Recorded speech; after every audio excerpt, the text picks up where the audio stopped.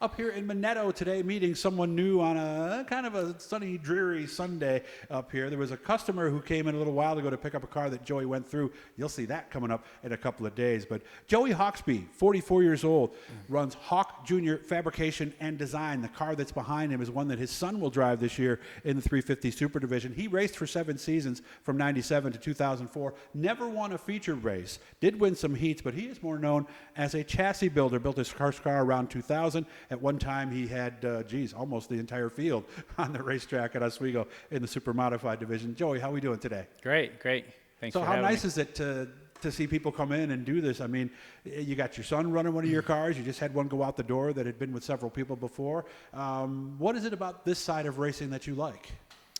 You know, the Supermodified class my father raced, and, it's kind of what I was brought up on. So I was always around the track and always had a passion for it, and, started racing myself when I was 17 up there. And then the design thing just kind of happened by accident. I built my own car, trying to do my own thing and learn. I didn't know anything really about setup or design of a race car. But I knew I wanted to have an edge over everybody else, and I knew I had to do my own stuff. So that's probably how it started all those years back. And I really didn't know much then. It's over the years, just paid attention and studied and did my homework and, tried to stay on top of things. So you never saw yourself as a chassis builder? No, that was never the intent. It was just a race up there. I always dreamed about racing at Oswego when I was a kid because my dad, did it. So that was kind of the deal. And then, I raced for a while. I built a car. And what really kind of sparked it is probably the third or fourth car I built was for Greg Furlong, who was a pretty dominant racer, as everybody knows. And he dominated. And then once he dominated up there in one of my cars, people started talking and wanting cars. So we slowly started building 1 or 2 a year and kind of phased out a lot of the older cars in the field in a 4 or 5 year period, which wasn't amazing because the car count got pretty low at one point. Because basically, if you didn't have one of our cars or similar, there was a couple other people building cars similar, you couldn't compete anymore. But it bounced back from that. What were you doing that was different than what everybody else was doing? We did a lot of aero stuff different. So back in the day, Clyde Booth would come up with Mike Ordway and pretty much kill the field anytime he was here. Yeah. And it was all aerodynamics. He had the huge advantage, 20 years ahead of everybody else. So kind of looked at what he was doing and did something, a version of that. And then, tried to take my own path. And we got, pretty quick in a couple of years, just, going down the aerodynamic path and, tuning the mechanics and all that stuff. So that's kind of how it all started, and it snowballed into what it is today. Probably, everybody asks how many cars have you built, at least 30. I don't know what the count is, honestly, but it was never the intent, that's for sure. Okay. So are they that much different underneath than they were 20, 25 years ago? The car I built, Greg, in 2004, and I had one myself, and so did Tim Snyder. That was kind of the first aero car. It's not a ton different. Mike Bruce, the car he has, I built in 2007 for Tim Snyder, or 2005. And we put independent on it, and we've updated it. But the original makings of that car was from way back then, and he obviously has, won several races with it. So, we updated it to the independent because that was a rule. You could do that in 2016. Up till that point, you had to have a straight axle. Right. So it has all the updates, but, there's 50%, 60% of the car is pretty similar to that first aero car all those years ago. So, if it's not broke, don't fix it. Gotcha.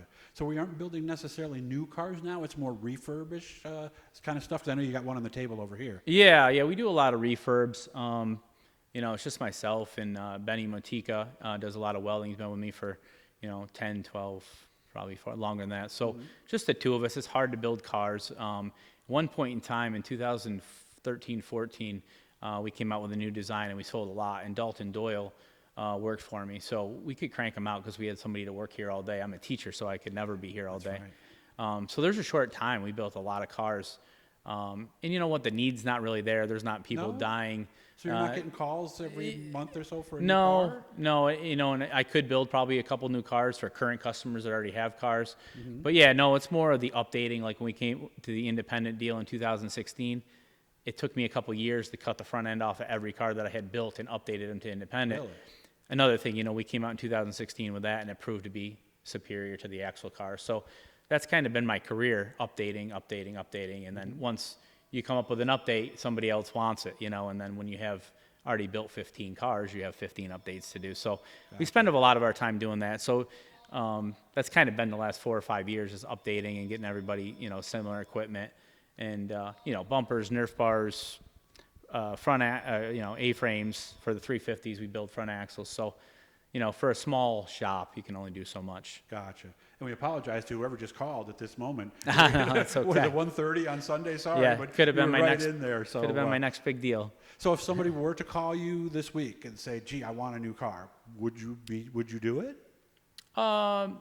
Depending on the customer, honestly, I'm pretty choosy at this Guess I point. blame you. Yeah, pretty choosy. If it was the right person, I probably will, and it wouldn't Okay. be for this year. Oh, it wouldn't be. No. So we're It just, done. yeah, we it got takes a enough lot. work It takes to- a whole winter to build a car, and like you said, racing with my kids, and then keeping up with customer stuff.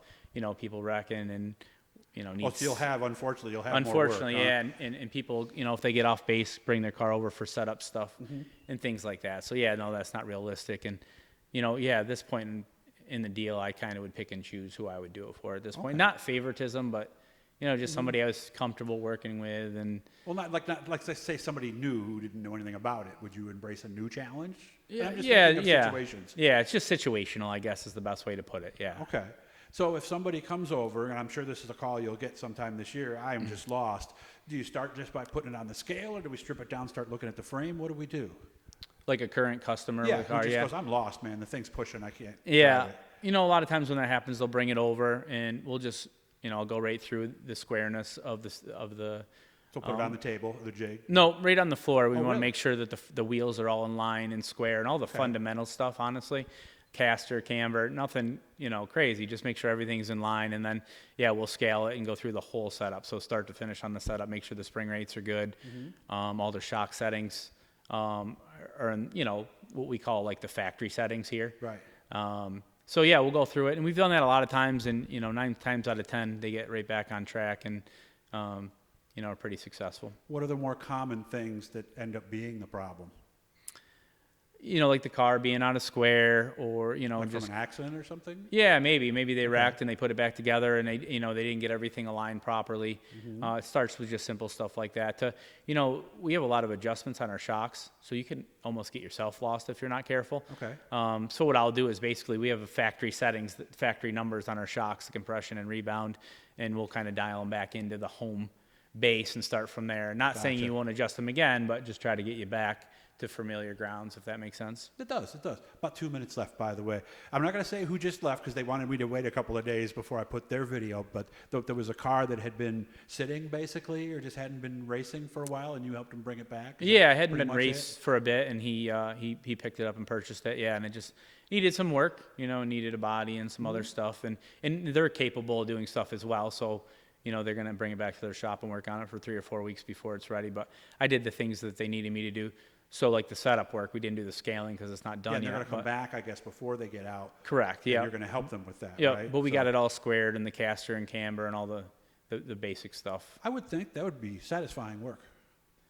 Yeah, it is. It's just like anything, though. I've been doing it so long. I don't know if some of the satisfaction probably is worn I would off. think more from, and we're only about a minute, so we're really getting there now. I would think from them to come in and go, man, I don't know, to getting that call maybe 2 months from now where you're like, oh my God, that thing's great, I can't believe it. Yeah. That's the part I would think that is Yeah, probably that the reason you do this, right? Yeah, that is satisfying to know that you help somebody out and they're on the right track. So yeah, I agree. That's probably the one thing that still is, like you said, satisfying to be able to help somebody get them on track and they're, pretty happy.